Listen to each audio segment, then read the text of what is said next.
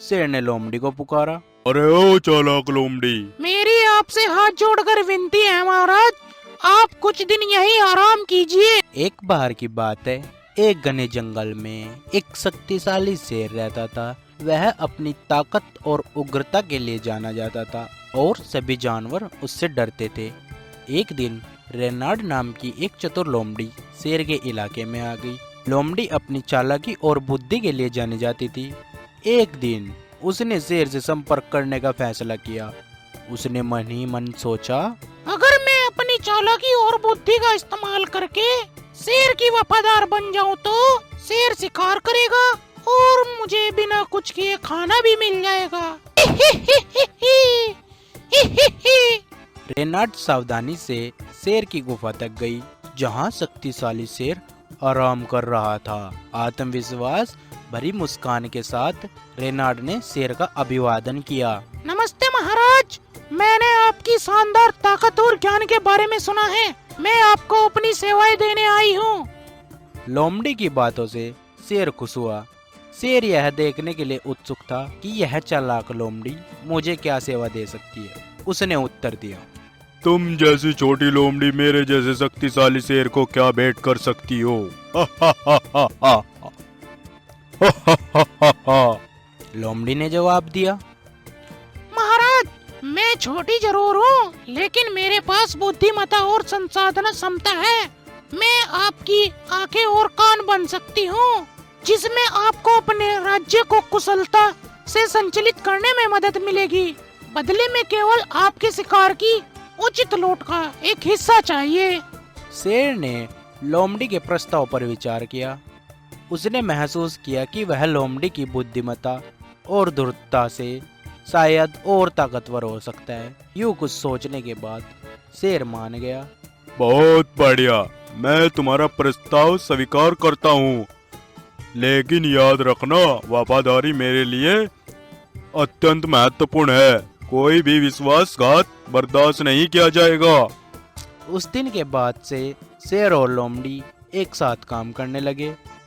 लोमड़ी जंगल की छानबीन करती, स्वाभाविक खतरों या शिकार के बारे में जानकारी इकट्ठा करती और वह शेर को सबसे अच्छे शिकार के मैदान की ओर ले जाती।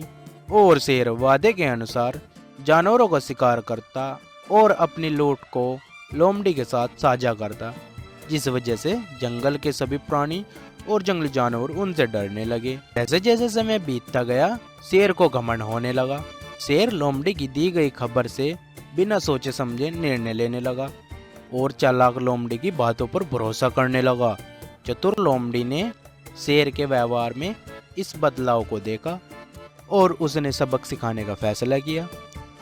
एक दिन चालाक लोमड़ी ने एक कुटिल योजना के साथ शेर को खबर दी।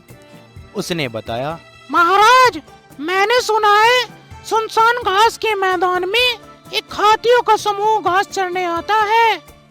और शेर की बुद्धि का परीक्षण करने की उम्मीद में लोमड़ी ने हाथियों के आकार को और ताकतवर और बढ़ा चढ़ा के बताया।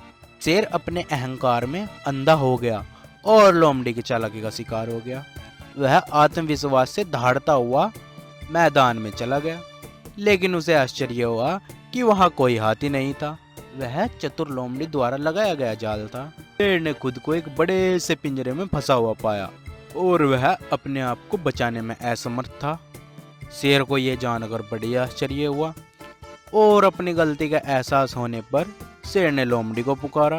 अरे ओ चालाक लोमड़ी, अब मैंने जाना कि मैं मूर्ख हो गया था। मैंने अपने अहंकार को अपने फैसले पर हावी होने दिया। कृपया करके मुझे इस चाल से बाहर निकाल लो। मेरी मदद कर दो ना प्लीज।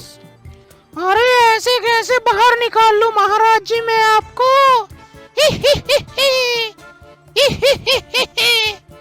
अरे महाराज, आपको पता है मैंने आप जैसा मूर्ख महाराज अपनी जिंदगी में आज तक नहीं देखा। मेरी आपसे हाथ जोड़कर विनती है महाराज, आप कुछ दिन यहीं आराम कीजिए। कुछ दिन के बाद यमराज जी आपको खुद निकाल कर ले जाएंगे अपने साथ। अब से इस जंगल पर मेरा ही राज होगा। अच्छा तो महाराज, मैं अब चलती हूँ। यूं बोलकर लोमड़ी वापस गुफा की तरफ चली जाती है। शेर के मरने की खबर से जंगल के सभी जंगली जानवर बहुत खुश हो जाते हैं। सीख, हमें किसी अजनबी पर ज़्यादा विश्वास नहीं करना चाहिए। ज़्यादा विश्वास करना हमारे लिए बहुत ही खतरनाक साबित हो सकता है, अर्थात जो शेर के साथ हुआ।